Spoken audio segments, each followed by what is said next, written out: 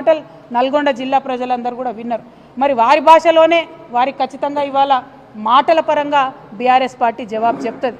చెప్పకుండా ఏం ఊరుకోం. మీలాగా ఇద్దరు ముగ్గురు రౌడీ ముక్కలు నేసుకొని ఆఫీసుల మీద దాడి చేసేటటువంటి దరిద్రపు సంస్కృతి మాది కాదు. మాది మాటలతోని, విఘ్నతతోని, సిన్సియారిటీతోని, ప్రజల దగ్గర పనిచేసే కమిట్మెంట్తోని ప్రజల మనసులు గెలుచుకునేటటువంటి పాలసీ ఫిలాసఫీ బీఆర్ఎస్ పార్టీది. మీరేదో దాడి చేస్తాం, ఆఫీసుల మీదకి వస్తాం, ఇండ్ల మీదకి వస్తామంటే భయపడేటోళ్ళు ఎవరు లేదు. మాది 60 లక్షల సైన్యం ఉన్నటువంటి బీఆర్ఎస్ పార్టీ కుటుంబం మాది. మా 60 లక్షల మంది తలుసుకుంటే మీరు ఒక్క అడుగు కూడా తెలంగాణలో కదిలేటటువంటి పరిస్థితి ఉండదు. ఖబర్దార్ కాంగ్రెస్ నాయకులారా, మళ్ళొక్కసారి ఎక్కడ బీఆర్ఎస్ పార్టీ ఆఫీస్ వైపు కన్నెత్తి చూసినా కూడా బీఆర్ఎస్ పార్టీ సైనికులు ఎవరు కూడా ఊరుకోరని చెప్పి ఈ సందర్భంగా మీకు తెలియజేస్తూ ఉన్నాను. మరి మన నల్గొండ జిల్లా ప్రజలందరికీ తెలిసిందే, ఆనాడు ఉద్యమంలో అంతకన్నా ముందు కూడా మనం అనుకున్నాం నల్గొండ కేంద్రంగా పాలన జరిగితే మరి దూర ప్రాంతాల నుంచి నల్గొండకి కలెక్టర్ దగ్గరికి వస్తే 2-3 రోజులు నల్గొండ పట్టణంలో ఉండి పని చేసుకొని పోవాల్సినటువంటి పరిస్థితి ఉండే. కానీ దాన్ని నిర్మూలించాలని, ప్రజల వద్దకే పాలన వెళ్ళాలని చెప్పి నల్గొండ నుంచి మళ్ళీ కొత్తగా జిల్లాలను ఏర్పాటు చేసుకున్నాం. జిల్లాల ఏర్పాటుతో ఊరుకోలేదు. ఏర్పాటు చేసిన జిల్లాలలో 3 ప్రభుత్వ మెడికల్ కళాశాలలు మనం తీసుకొచ్చినాం. ఇవాళ ఇక్కడ కోమటిరెడ్డి గారు ఉన్నారు మంత్రిగా, ఉత్తమ్ కుమార్ రెడ్డి గారు ఉన్నారు. వారిద్దరు నేను ప్రశ్నిస్తూ ఉన్నా, 60 ఏండ్ల మీ పాలనలో కనీసం ఒక్కటంటే ఒక మెడికల్ కాలేజు మీరు తీసుకురాగలిగినరా? నల్గొండ జిల్లా ప్రజల దగ్గరికి పరిపాలన తీసుకురావాలనేటటువంటి సోయి మీకున్నదా?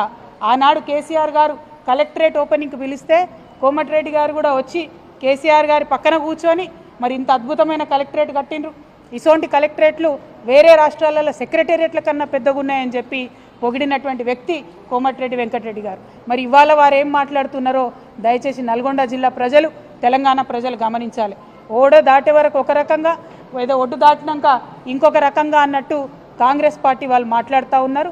దీన్ని, ఈ వైఖరిని ప్రజలు అర్థం చేసుకోవాలని చెప్పి నేను కోరుతా ఉన్నాను.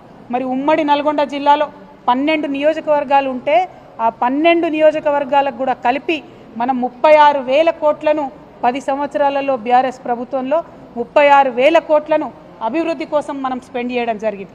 అదేవిధంగా సంక్షేమం కోసం అంటే అది పెన్షన్ కావచ్చు, కళ్యాణ లక్ష్మి కావచ్చు, రైతు బంధు కావచ్చు, రైతు బీమా కావచ్చు, ఈ కార్యక్రమాలకు అన్నీ కూడా కలుపుకొని మనము 42,000 కోట్ల రూపాయలను నల్గొండ ప్రజలకు ఇవ్వడం జరిగింది.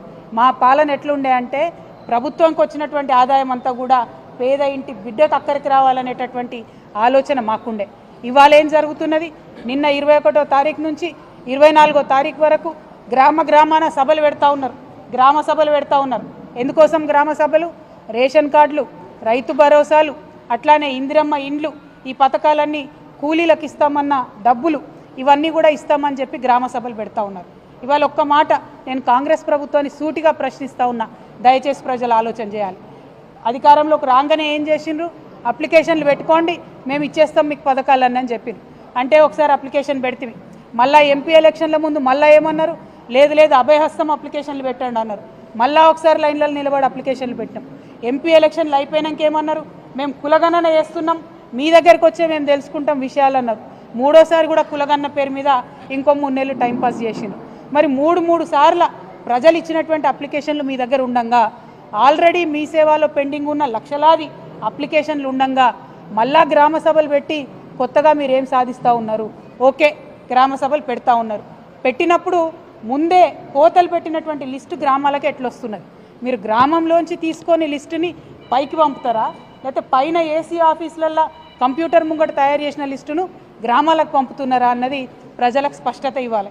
ఎందుకోసం ఈ మాట చెప్తా ఉన్నా అంటే ఇవాళ మన రాష్ట్ర